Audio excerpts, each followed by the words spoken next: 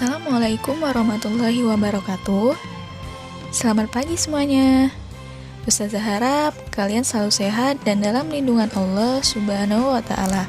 Amin. Pada pertemuan kali ini, kita akan kembali membahas mengenai klasifikasi makhluk hidup bagian yang kedua. Masih bersama dengan Ustazah Anissa dalam pelajaran IPA. Sebelum belajar, ada baiknya kita berdoa terlebih dahulu ya, agar apa yang Ustazah jelaskan dapat kalian terima dan cerna dengan baik.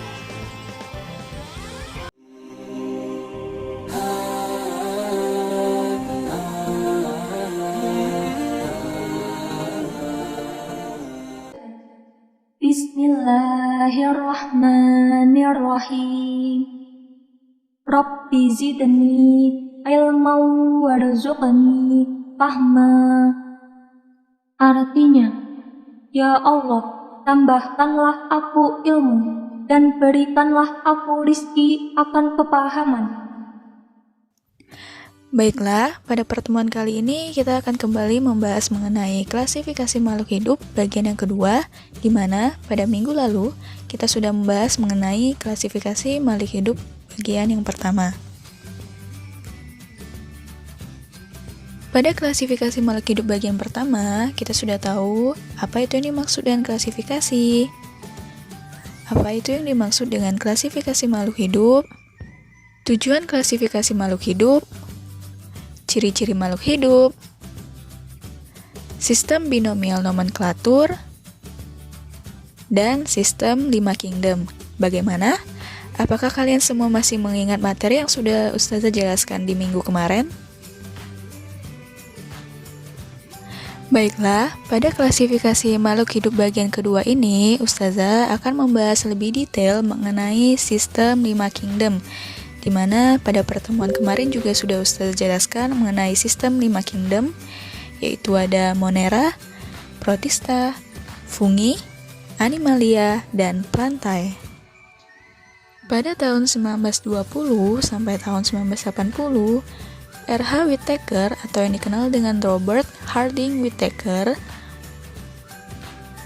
mengembangkan klasifikasi makhluk hidup dengan menggunakan sistem 5 kingdom, yaitu yang terdiri dari Monera, Protista, Fungi, Animalia, dan Plantae. Sekarang kita akan membahas kembali mengenai 5 kingdom tersebut. Yang pertama ada Monera. Pada pertemuan minggu lalu juga Ustazah sudah menjelaskan mengenai Monera dalam bentuk berupa paragraf, dan untuk pertemuan kali ini sudah Ustazah ringkas kembali menjadi ciri-ciri dari Monera itu sendiri, sehingga kalian lebih mudah untuk memahaminya. Monera adalah makhluk hidup bersel satu atau uniseluler, tidak memiliki membran inti atau yang disebut prokariotik. Monera umumnya berkembang biak dengan cara membelah diri, dan Monera meliputi bakteri dan ganggang biru hijau. Contoh Monera yang termasuk bakteri ada banyak. Di sini Ustazah memberikan 4 contoh, yaitu yang pertama ada Escherichia coli, Lactobacillus casei, Salmonella typhosa, dan Vibrio cholera. Yang pertama ada bakteri Escherichia coli atau yang lebih kenal dengan E. coli. Bakteri ini termasuk bakteri yang menguntungkan yang hidup di usus manusia, karena bakteri ini dapat memproduksi vitamin K2 berguna untuk kesehatan tulang dan mencegah bakteri berbahaya lain yang ada di dalam usus. Yang kedua, ada Lactobacillus casei. Bakteri ini bermanfaat untuk pembuatan keju. Ada pula Lactobacillus bugaricus dan Streptococcus thermophilus yang berguna dalam pembuatan yogurt. Yang ketiga, Salmonella typhosa. Bakteri ini termasuk bakteri yang merugikan yang dapat menyebabkan penyakit tifus pada manusia. Salmonella typhosa masuk ke dalam usus manusia melalui makanan dan minuman yang terkontaminasi bakteri tersebut. Yang keempat ada Vibrio cholera.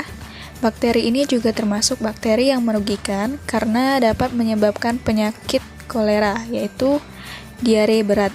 Vibrio cholera ini juga disebabkan karena makanan dan minuman yang telah terkontaminasi bakteri tersebut sehingga akan menimbulkan diare parah. Selanjutnya adalah contoh dari ganggang biru hijau. Yang pertama ini ada Anabaena azole, yaitu ganggang biru yang dapat mengikat nitrogen dan bersimbiosis dengan sejenis paku air bernama Azolla pinnata. Hasil simbiosis tersebut bermanfaat dan dapat digunakan petani untuk menyuburkan tanah pertanian. Selanjutnya ada Atrospira. Atrospira ini biasanya dijadikan suplemen makanan berprotein tinggi karena baik untuk kesehatan tubuh. Atrospira ini juga dikenal dengan nama spirulina. Spirulina ini memiliki banyak manfaat, diantaranya untuk perawatan wajah, memiliki sifat anti kanker, mengurangi tekanan darah tinggi, melembabkan kulit, dan sebagai antioksidan. Selanjutnya, Kingdom Protista. Ciri-cirinya yaitu makhluk hidup bersel tunggal dan multiseluler, memiliki membran inti atau eukariotik, serta protista dibedakan menjadi 3. Yang pertama, protista mirip hewan atau protozoa, protista mirip tumbuhan atau alga, dan protista mirip jamur. Yang pertama, ada protista mirip hewan atau yang dikenal dengan protozoa. Berdasarkan alat geraknya, protozoa dibagi menjadi 4 jenis, yaitu ada Rhizopoda, Flagellata, Ciliata, dan Sporozoa. Yang pertama ini adalah contoh dari amoeba proteus, yaitu yang termasuk ke dalam Rhizopoda atau hewan berkaki semu, di mana hewan ini bergerak dengan menggunakan kaki semu atau nama lainnya Pseudopodia. Kaki semu artinya hewan ini tidak menggunakan kaki aslinya, melainkan rambut-rambut halus yang ada di sekujur tubuhnya. Yang kedua ada Euglena viridis. Euglena ini termasuk hewan berbulu cambuk atau Flagellata. Hewan ini bergerak dengan bulu cambuk atau yang disebut dengan flagella. Hewan ini biasanya hidup secara bebas, bisa secara parasit dan juga saprofit. Yang ketiga ada Paramecium sp atau Paramecium species. Hewan ini termasuk ke dalam hewan berbulu getar atau ciliata. Hewan ini bergerak dengan bulu getar atau cilia. Bulu getar tersebut terdapat pada seluruh permukaan selnya, sehingga hewan tersebut bergerak dengan bulu getar yang ada di sekujur tubuhnya. Yang keempat, ada Plasmodium sp atau Plasmodium species. Hewan ini termasuk hewan berspora atau disebut juga sporozoa. Hewan ini tidak memiliki alat gerak seperti hewan lainnya, dan juga hewan ini berkembang biak dengan membentuk spora. Lalu bagaimana Plasmodium bergerak? Plasmodium bergerak dengan cara mengubah-ubah kedudukan tubuhnya. Selanjutnya, contoh protista mirip tumbuhan atau yang kita kenal dengan alga atau ganggang. Berdasarkan pigmen yang dikandungnya, alga dibedakan menjadi 4 golongan, yaitu ada alga hijau, alga merah, alga pirang, dan alga kersik. Yang pertama, ada alga hijau atau Chlorophyceae.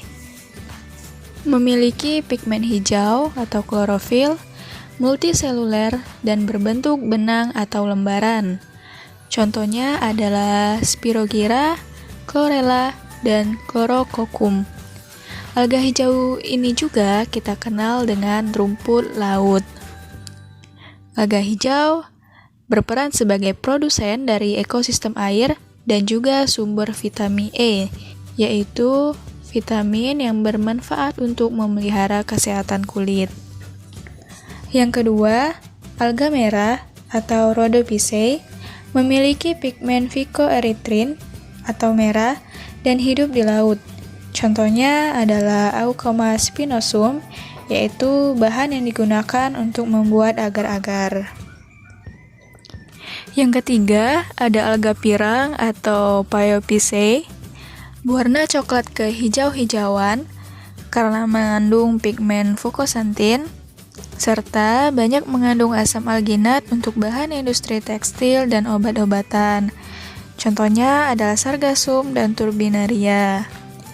Yang keempat ada alga kersik atau Chrysophyceae, berwarna keemasan karena mengandung pigmen karoten. Fosil alga ini di dasar laut akan membentuk lapisan tanah yang disebut tanah diatom, yang berguna untuk bahan isolasi, alat gosok, dan bahan dinamit. Yang terakhir ada Protista mirip jamur. Protista mirip jamur ini terdiri atas dua, yaitu ada jamur air dan jamur lendir. Jamur air atau Oomycota memiliki ciri menghasilkan oospora. Apa itu oospora? Oospora yaitu spora berdinding tebal yang mampu bertahan di lingkungan yang buruk. Selanjutnya ada jamur lendir atau Mycomycota. Memiliki ciri yaitu fase vegetatifnya mampu bergerak seperti ameba serta bereproduksi dengan menghasilkan spora. Kingdom fungi atau yang kita kenal dengan jamur. Ciri-cirinya yaitu memiliki membran inti, dinding sel terbuat dari zat kitin, tidak memiliki kloroplas, ada yang uniseluler dan ada yang multiseluler, serta berkembang biak dengan spora. Jamur dibedakan menjadi 4 divisi, yaitu yang pertama ada Zygomycotina, Ascomycotina, Basidiomycotina, dan Deuteromycotina. Yang pertama, Zygomycotina. Berkembang biak dengan cara zigospora, yaitu spora yang dihasilkan dari peluburan dua hifa yang cocok. Contohnya adalah Rhizopus oryzae, yaitu jamur pada tempe, dan Rhizopus stolonifer, yaitu jamur yang terdapat pada roti. Yang kedua, Ascomycotina. Berkembang biak dengan cara ascospora, yaitu spora yang terdapat atau diproduksi di dalam ascus atau sel spora itu sendiri. Contohnya adalah ragi atau nama ilmiahnya Saccharomyces cerevisiae yang bermanfaat untuk pembuatan roti. Yang ketiga, Basidiomycotina. Berkembang biak dengan cara basidiospora, yaitu spora yang dihasilkan oleh sel khusus yang disebut basidium. Contohnya adalah Auricularia sp atau jamur kuping dan Volvariella volvaceae atau jamur merang. Yang terakhir ada Deuteromycotina. Deuteromycotina adalah jenis jamur yang belum diketahui fase atau tahap perkembangbiakannya. Kemungkinan jamur ini merupakan suatu perkembangan jamur yang tergolong dari Ascomycotina dan Basidiomycotina. Contohnya ada jamur panu atau Malassezia furfur dan jamur penyebab penyakit kutu air atau Epidemorphyton floocosum. Yang keempat ada kingdom Animalia atau yang kita kenal dengan hewan. Ciri-cirinya yaitu bergerak aktif, tidak memiliki dinding sel, tidak dapat berfotosintesis. Karena animalia tidak dapat berfotosintesis, maka animalia atau hewan tidak dapat membuat makanannya sendiri, sehingga Organisme ini memakan makhluk hidup lain untuk kebutuhan makanannya. Animalia sendiri dibedakan menjadi dua, yaitu invertebrata atau tidak memiliki tulang belakang dan vertebrata atau memiliki tulang belakang. Untuk kingdom Animalia ini akan Ustazah jelaskan lebih detail di pertemuan selanjutnya.